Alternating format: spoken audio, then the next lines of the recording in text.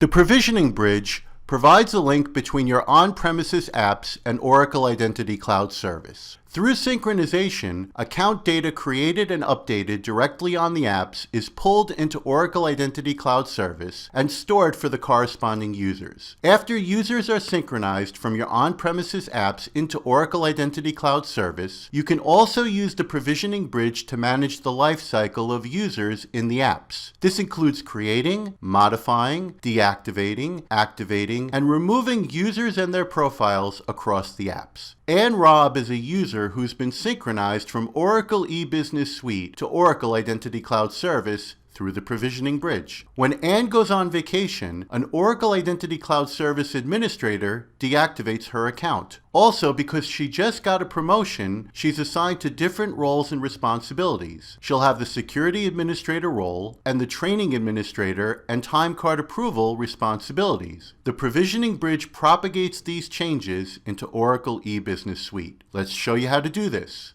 First, sign into the Identity Cloud Service console with your administrative credentials. Expand the navigation drawer, and then click Applications.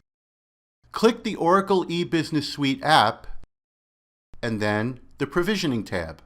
The Associate with Provisioning Bridge area has the Vision Provisioning Bridge that's assigned to this app.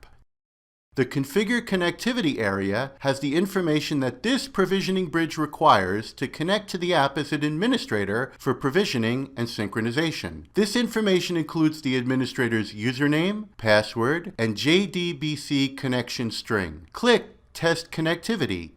If a connection to Oracle eBusiness Suite can be established, then the Connection Successful message appears. Let's see predefined attribute mappings between the users in Oracle Identity Cloud Service and the users in Oracle eBusiness Suite. Click Attribute Mapping. The Attribute Mapping window has attribute mappings, including the user's username, email address, activation status, and start date. When a user is provisioned to Oracle eBusiness Suite, the current date is the user's start date. You can add attribute mappings by clicking Add Row. For this video, all required attributes are mapped. Let's close this window.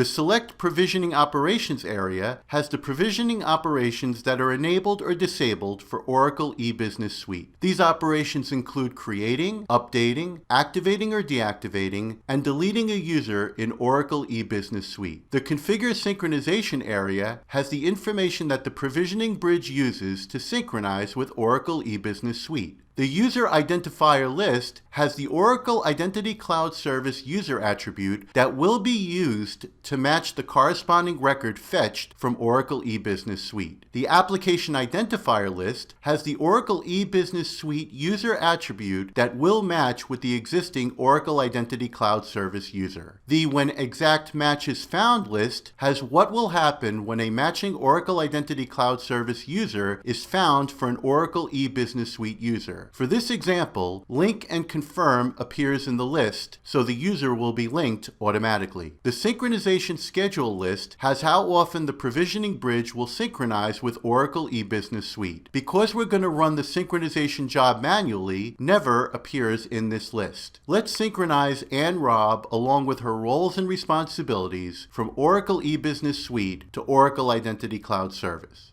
Click the Import tab, and then Import. A status of running means that the job that Oracle Identity Cloud Service uses to synchronize Ann from Oracle eBusiness Suite is running. After this synchronization is completed, the job status changes to succeeded. Click the Users tab. Ann Robb was synchronized from Oracle eBusiness Suite to Oracle Identity Cloud Service. An account now exists for Ann in both Oracle eBusiness Suite and Oracle Identity Cloud Service. Let's provision an Oracle eBusiness Suite role and responsibility for Ann. Click Users, Ann Robb's account, the Access tab, the Action menu for the Oracle eBusiness Suite app, and Edit. Click Add, select the Security Administrator role, and then OK. Do the same to provision the time card approval responsibility to Ann. Let's see that this role and responsibility are provisioned to Anne in Oracle eBusiness Suite. First, sign in to the Oracle eBusiness Suite console with your administrative credentials. Navigate to the Users page for Vision Enterprises, Anne Rob's company. Enter Anne's username in the username field, click Go, and then Update. Verify that you see the Security Administrator role and the Time Card Approval responsibility. Let's assign a responsibility to Anne in Oracle eBusiness Suite and synchronize it into Oracle Identity Cloud Service. Click Assign Roles. Search for the Training Administrator responsibility and then select it. Enter the reason why Anne needs this responsibility. Click Save and then Apply. Let's synchronize this responsibility for Anne into Oracle Identity Cloud Service. In the Identity Cloud Service console, access the Oracle eBusiness Suite app, click the Import tab, and then Import. A status of running appears for the job that's used to synchronize the Training Administrator responsibility from Oracle eBusiness Suite to Oracle Identity Cloud Service. After this responsibility is synchronized, the job status changes to succeeded. Let's see that the Training Administrator responsibility is now assigned to Anne in Oracle Identity Cloud Service. The state of Anne's roles and responsibilities is synchronized between Oracle eBusiness Suite and Oracle Identity Cloud Service. Let's use Oracle Identity Cloud Service to revoke access rights that Anne has to both the Security Administrator role and the Training Administrator responsibility. Click X to the right of both the role and the responsibility, and then click Save. In the Users page of the Oracle eBusiness Suite console, enter Anne's username in the username field, click Go, and then Update.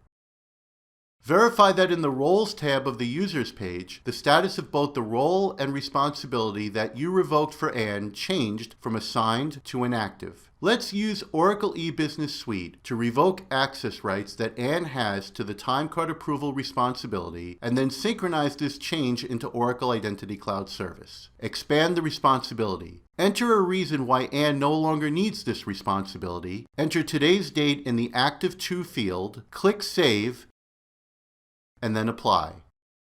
By entering today's date in the field, you're revoking the access that Anne has to the responsibility. In the Identity Cloud Service console, access the Oracle eBusiness Suite app, click the Import tab, and then Import. Verify that you see a status of running for the synchronization job. After the revocation of the Time Card Approval responsibility for Anne is synchronized into Oracle Identity Cloud Service, the status of this job changes to succeeded. Let's see that this responsibility isn't assigned to Anne in Oracle Identity Cloud Service. The state of the revocation of Anne's roles and responsibilities is synchronized between Oracle eBusiness Suite and Oracle Identity Cloud Service. Let's use Oracle Identity Cloud Service to revoke Anne's access to Oracle eBusiness Suite, and then verify in Oracle eBusiness Suite that her access is revoked. Select the checkbox for Anne Robb, click Revoke, and then OK. In the Users page of the Oracle eBusiness Suite console, enter Anne's username in the username field, and then click Go. Anne's status in Oracle eBusiness Suite is now inactive. And now you know how to use the provisioning bridge to synchronize and provision users between your on-premises apps and Oracle Identity Cloud Service. Learn more at docs.oracle.com.